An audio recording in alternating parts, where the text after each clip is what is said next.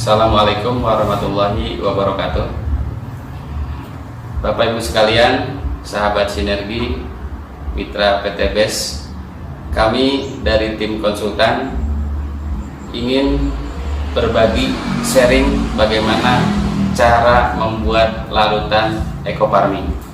Seperti yang kita saksikan di depan saya, ada 3 jenis larutan yang akan kita campurkan ke dalam ekofarming. Yang pertama, ini larutan air tetes tebu. Yang kedua, air kelapa. Dan yang ketiga, air mineral biasa. Ketiga jenis pelarut ini memiliki beberapa spesifikasi. Air tetes tebu selain untuk menambah nutrisi dari mikrobiologi atau sebutnya bakteri positif yang ada dalam ekofarming, jadi Bapak Ibu sekalian tidak harus menambahkan molase. Dan yang berikutnya ini larutan kelapa. Larutan kelapa ini selain sebagai pelarut juga memiliki spesifikasi lain, yaitu bisa menambah daya maksimal daripada larutan ekofarming, karena di dalamnya banyak nutrisi atau mineral yang ada dalam kandungan air kelapa itu sendiri. Dan yang ketiga itu air biasa. Ini yang sudah umum dilakukan oleh Bapak Ibu sekalian dalam melarutkan ekofarming. Namun di sini untuk air biasa tidak ada kelebihan lain, sebatas hanya pelarut. Kita perhatikan, ini sambil contoh untuk ekofarming yang akan kita larutkan. Ini bentuknya, kita buka, boleh berdiri nih.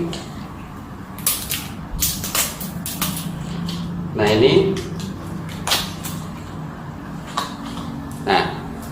ini adalah ekofarming dalam bentuk padatan atau tub, yang di dalamnya itu ada plastik pembungkus. Di dalam tub ini juga dalam kemasan ada buku petunjuk untuk penggunaannya, baik kebutuhan jenis tanaman maupun dosis standar yang ada dalam brosur ini. Mari kita langsung saja tata cara pembuatan larutan, mulai dari larutan tetes tebu ya.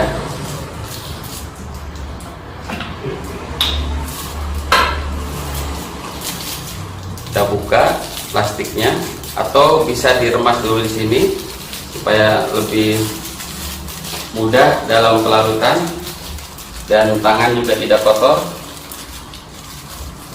Dan kenapa di dalam plastiknya? Ini satu alasan supaya tangan kita barangkali kalau yang masih belum disterilkan bisa menunjukkan kontaminasi.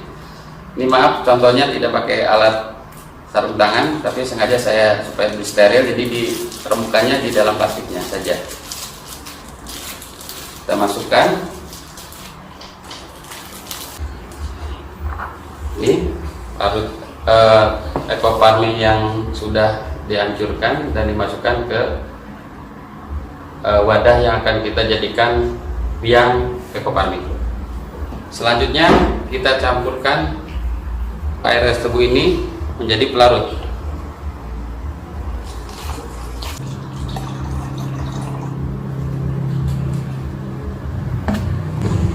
Perlu diketahui juga isi normalnya ini 600 ml, sementara saya asumsikan posisi di sini berarti sekitar setengah liter. Jadi kalau 2 hitung ditambahkan 1 liter.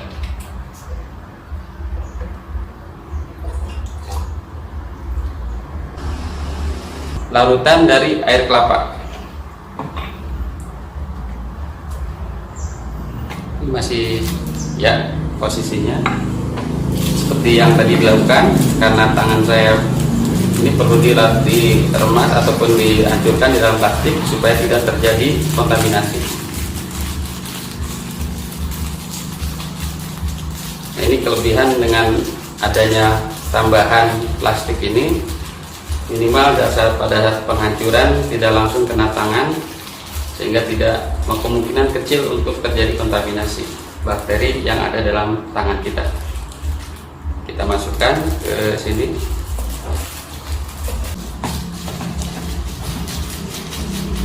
Memang karena lengket jadi agak lumayan untuk memasukkannya,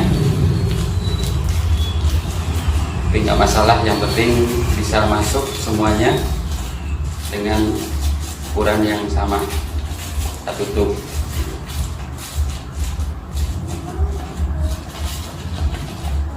Oke, kurang lebih hampir habis.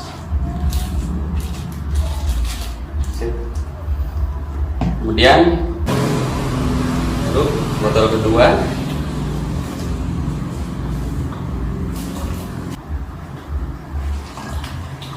kita petok sedikit supaya ampas bisa langsung masuk.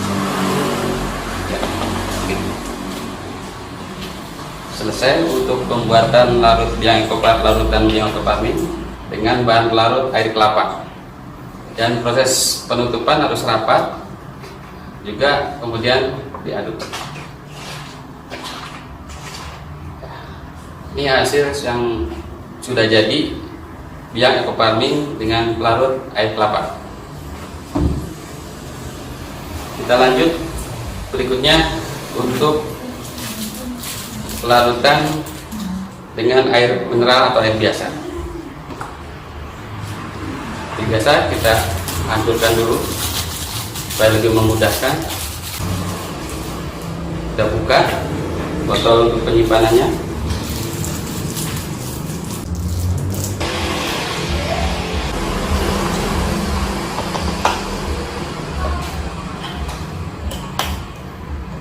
Botol kedua.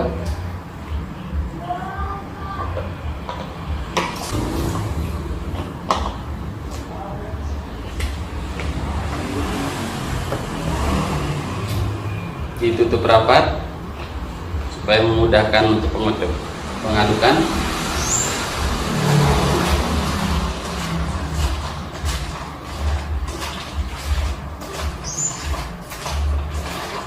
Inilah larutan yang sudah jadi dengan pelarut air mineral biasa.